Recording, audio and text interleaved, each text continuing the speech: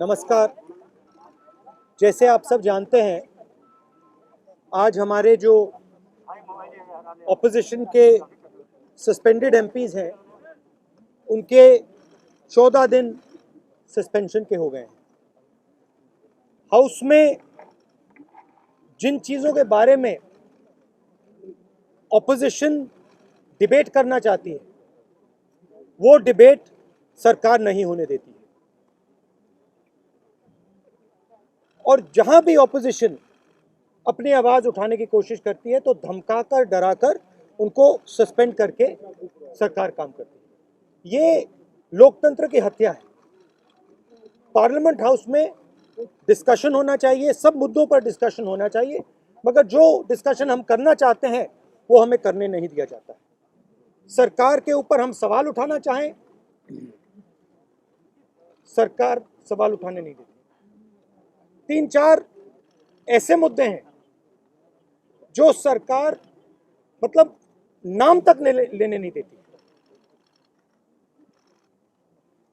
तो ये सही तरीका नहीं है।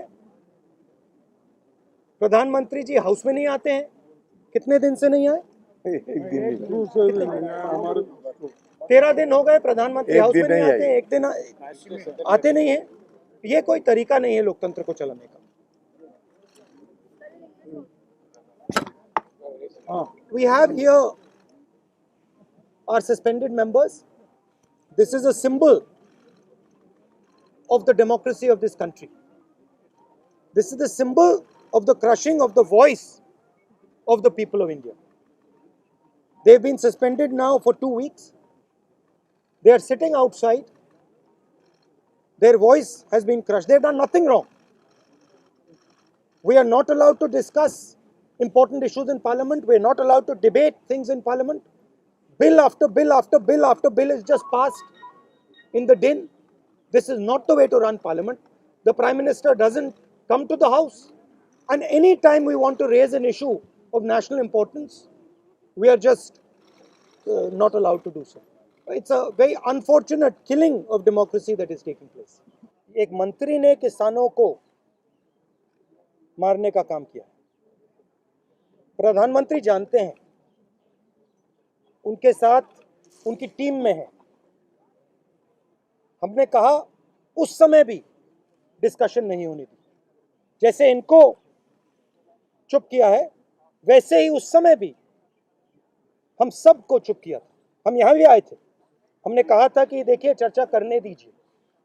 सच्चाई सबको मालूम है।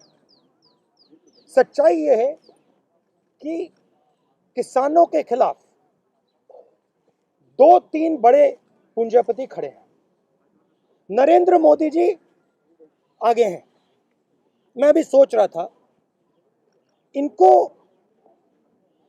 राज्यसभा के चेयरमैन ने नहीं निकाला है, इनको प्रधानमंत्री ने भी नहीं निकाला है, इनको उस शक्ति ने निकाला है जो किसान की कमाई और किसान की आमदनी चोरी करना चाहती है। इसलिए यहां बैठे हैं। प्रधानमंत्री इंप्लीमेंटर है, चेयरमैन इंप्लीमेंटर है। शक्ति, जैसे हिंदू धर्म में शक्ति होती है, हर व्यक्ति के पीछे शक्ति होती है। दुर्गा की शक्ति होती है, लक्ष्मी की शक्ति होती है, वैसे ये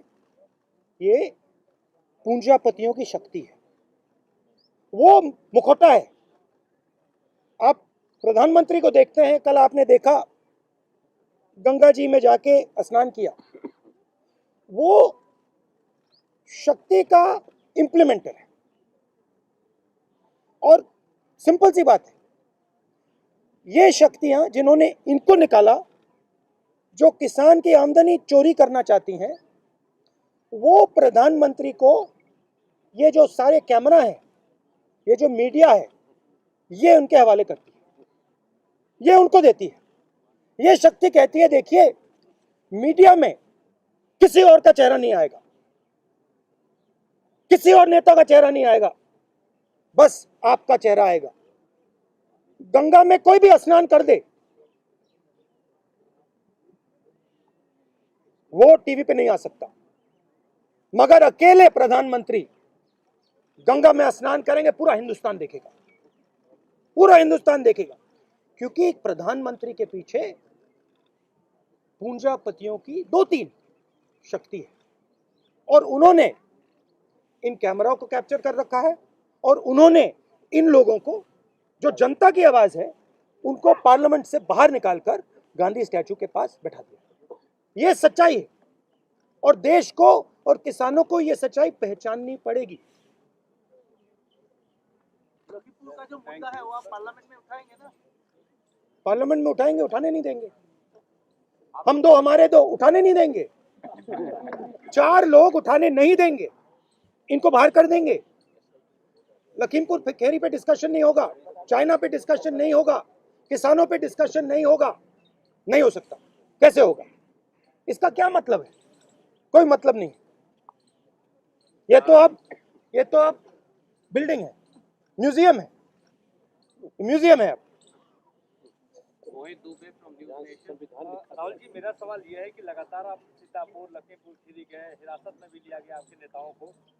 12 लोगों को एसआईटी ने कहा कि सोची समझी साजिश के तहत इन लोगों ने गाड़ियों से किसानों को रौंदा। अब सवाल यह है कि लगातार आप संसद के भीतर, संसद के बाहर ये मांग करते रहे कि जो मौजूदा गृह राज्य मंत्री हैं उनको तत्काल प्रभाव से बर्खास्त किया जाए, वो अभी ऐसा हुआ नहीं।